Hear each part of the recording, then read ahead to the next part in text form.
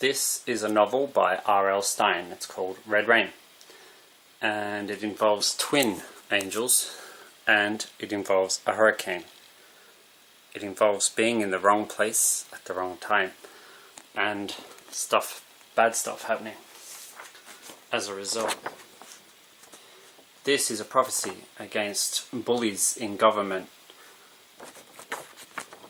This is a prophecy against Peter Dutton, the Minister for Immigration and Border Protection in Australia, and those who support him in his attitude. And it's a prophecy against Donald Trump, President of the United States, and those who support him and his attitude. An attitude of discrimination, prejudice, racism and bullying and intimidation. Friday the 12th of January 2018 plus 56 days equals Friday 9th of March 2018. Add up the letters in the word light, L-I-G-H-T, according to their places in the alphabet. Light equals 56. The number of days from today until Friday 9th of March. Age equals 13. Lighter age equals 69. Red boy equals 69. Red rain equals 69. Riley. This prophecy is for Tropical Cyclone Riley on Friday, 9th of March 2018. And this is the news from today, Friday, the 12th of January 2018. Demand. Live from the moment it breaks. The White House is in damage control. Till every detail is revealed.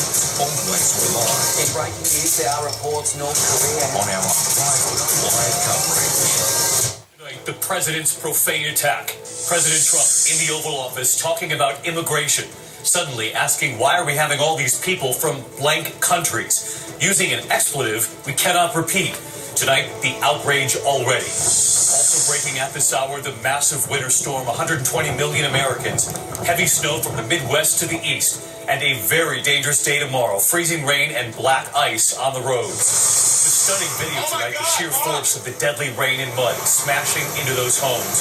Were there no alerts until after the mudslides began? The Republican governor on the rise, now under fire tonight. The former Navy SEAL admitting to being unfaithful, but denying something else. The deadly flu tonight, a mother of two now dying, from the 19-month-old to the 21-year-old, an aspiring trainer. Why so deadly this year? What you need to know tonight. And Tanya Harding back in the news, the movie depicting an abusive mother. Tonight, for the first time, we hear from Harding's mother. This is ABC World News Tonight with David Muir. Good evening, and it's great to have you with us here on a Thursday night, and we begin with the president's comments in the Oval Office today, using an expletive and setting off a firestorm. A bipartisan group of senators with him during talks about immigration. The president told of a plan to allow immigrants from Haiti and several African countries, then asking, why are we allowing all these people from blank countries to come here, using a profanity we won't repeat? Word of his comments spreading through Washington tonight, sparking outrage, and ABC's Mary Bruce leading us off from the Hill. After dizzying negotiations on Capitol Hill today, lawmakers thought they had a plan to protect dreamers. Deal or no deal? We have an agreement. Lawmakers took that agreement to the president, but when they returned... No deal yet. There's got to be one, because we're running out of time. It sounds like you have an agreement and he's not on board. We have no agreement with the president. Tonight, the reason the president isn't on board is shocking even some lawmakers. Sources briefed on the meeting tell ABC News when President Trump learned the plan would restore protections for immigrants from Haiti and several African countries, his response, why are we having all these people from expletive countries come here? Instead, Trump suggested the U.S. should bring in more people from countries like Norway. The outrage swift. In a tweet, Congressman Elijah Cummings calls the president's statements unforgivable and demeaning to the office of the presidency. And from Senator Cory Booker, let me be clear, Donald Trump does not speak for America.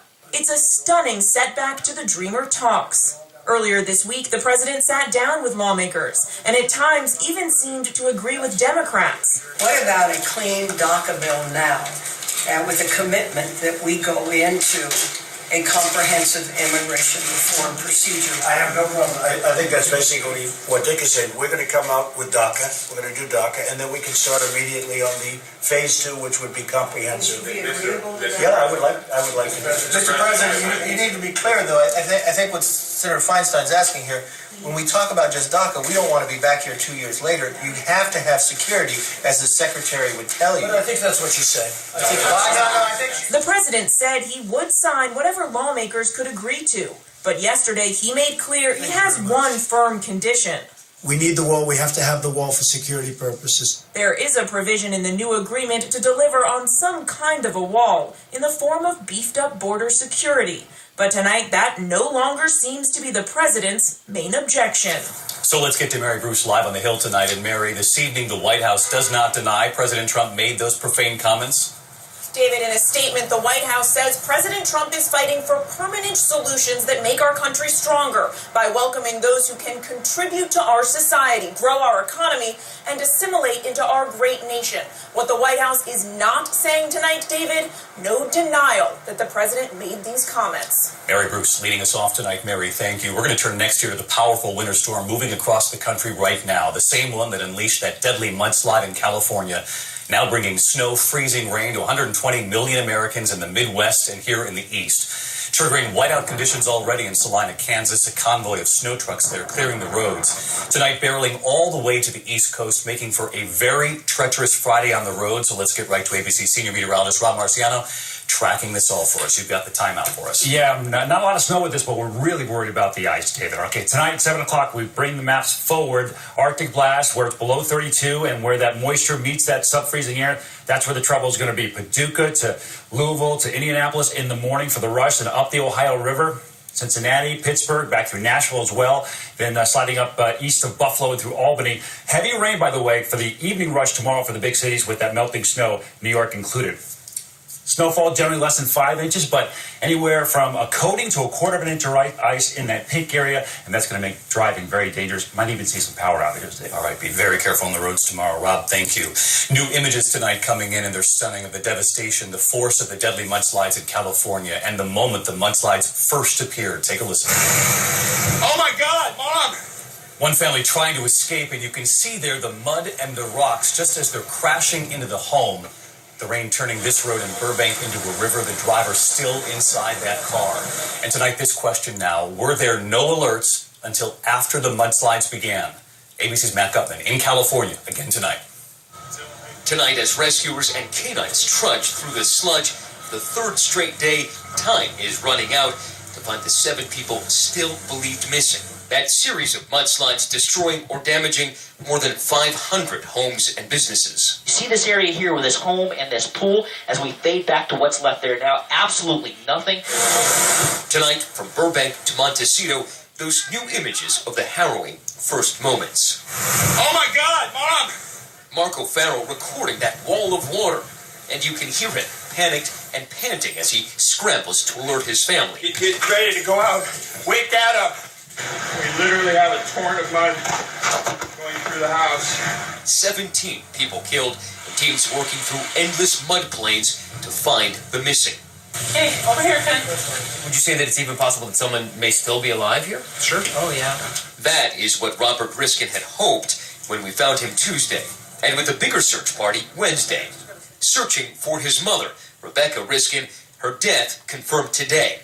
And now they turn to the grim task of salvaging keepsakes from a home invaded by mud, rocks, and death. The family accepting all the help it could get. You know, I know at least, I hope that she knows that I was giving everything I could to find her. Santa Barbara officials only issued the first emergency alert nearly 20 minutes after the mudslides began. Many did not heed the voluntary evacuation warnings. Given the freak nature of the downpour, it might not have mattered anyway. They screwed up big time. They should have said anyone in the floodplain should get the hell out. And Matt Gutman with us again tonight. Matt, those conditions are so grueling that we know rescuers still haven't been able to search the entire area yet. That's right, David. What you're seeing behind me is basically ground zero for these mudslides. Just one of them came tearing through here, steam rolling through that bridge. It severed a gas main down there. That ignited those two houses behind me, all that debris going downstream, and the terrain here remains so treacherous that we're told 25% of the debris field still hasn't been searched. Matt Gutman with us again tonight from California. Matter, thanks again. And next this evening, the mixed messages from President Trump today on a key security surveillance law. In an early morning tweet, the president suggested he opposed the law, saying it was used to abuse and surveil his campaign. 2 hours later, an apparent reversal. So what happened in between? ABC senior White House correspondent Cecilia Vega on that tonight.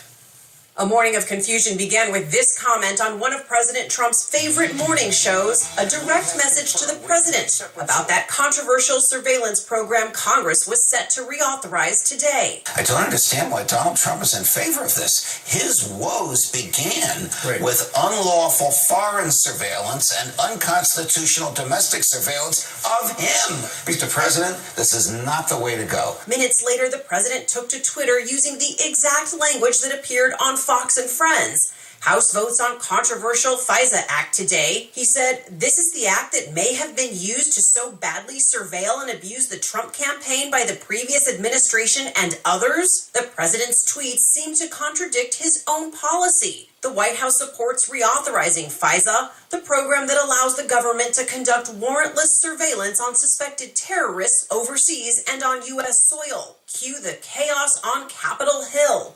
A flurry of calls between the president and confused lawmakers. Speaker Paul Ryan spent half an hour on the phone with him. After those calls, the president appeared to backtrack in a follow-up tweet. Today's vote is about foreign surveillance of foreign bad guys on foreign land. We need it. Get smart. The bill is passed. Ultimately, the House did vote to reauthorize the law. Did he not understand what bill you were voting on today? He just has concerns about other parts of FISA. I think everybody knows that, too. And the top Democrat on the Senate Intelligence Committee went on the attack, saying the president endangered national security and that, quote, FISA is something the president should have known about long before he turned on Fox this morning. Many people are interpreting that first tweet from the president to mean he didn't actually know how FISA works, and for that matter, that he wasn't familiar with his own administration's policy. Does he know FISA? Was he familiar with the policy? He does, which is why he issued a presidential memo last week expressing concerns, and he has a full understanding. Cecilia Vega with us from the White House. And Celia, another headline tonight, the president raising eyebrows now with some surprising new comments about North Korean's leader Kim Jong-un. He had an interview today with the Wall Street Journal, David. In it, he says, quote, I probably have a very good relationship with Kim Jong-un. The president refused to say, though, whether or not he has spoken to Un, saying, quote, I'm not saying I have or I haven't. David, it would be hard to imagine these two men being friendly, given that President Trump has called Kim in the past depraved, twisted, and a madman. Cecilia Vega at the White House for us. Next, the Trump administration rewriting the rules for Medicaid, the health care program for low-income people, allowing states to impose work requirements now, saying 10 states have already requested permission to require able-bodied adults to have a job or equivalent activity to keep their benefits. Their justification that working people are healthier. Critics say people need health care in order to work, the change potentially affecting some 10 million Americans. We're going to turn next here to the sex scandal swirling around a rising Republican star, Missouri's governor, and a bombshell report alleging he had an extramarital affair and that he threatened the woman into silence. The former Navy SEAL, husband and father, says he admitted to being unfaithful through his attorney, but he denies the rest. Here tonight, ABC's David Wright. Tonight, Missouri Governor Eric Greitens, a former Navy SEAL and a rising Republican star, admits that about the time he announced his run for office, most importantly, I am a very proud husband and father.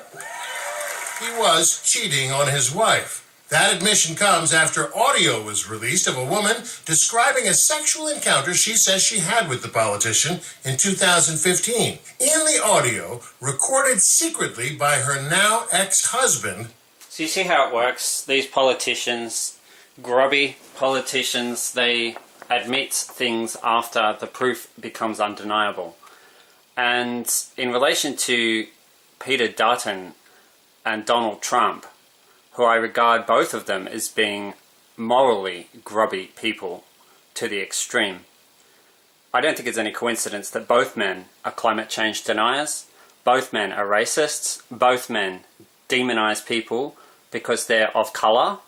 I think that's disgusting. And this prophecy, the prophecy itself, is a message against the attitude of these people and the people that support these people. How can you support racism and pretend that you're not? How can you support bigotry and prejudice and lies and pretend that you're a good person and a Christian? Makes me sick. At least the kids, the two boys in this novel, Daniel and Samuel, they don't make a lot of pretense about being good. They're evil. But you know which boy is evil in this book? It's not actually the boy who does the killing. That's like the boy sent off to the military to fight wars on behalf of dirty, prejudiced politicians. That's Samuel. No, Daniel's the one who likes to pull the strings. He's the power monger, the one who likes and enjoys having power over other people. That's Daniel in this story. Daniel's like the politician. Samuel's the one who does the killing. But you know what? He's just doing what he's told.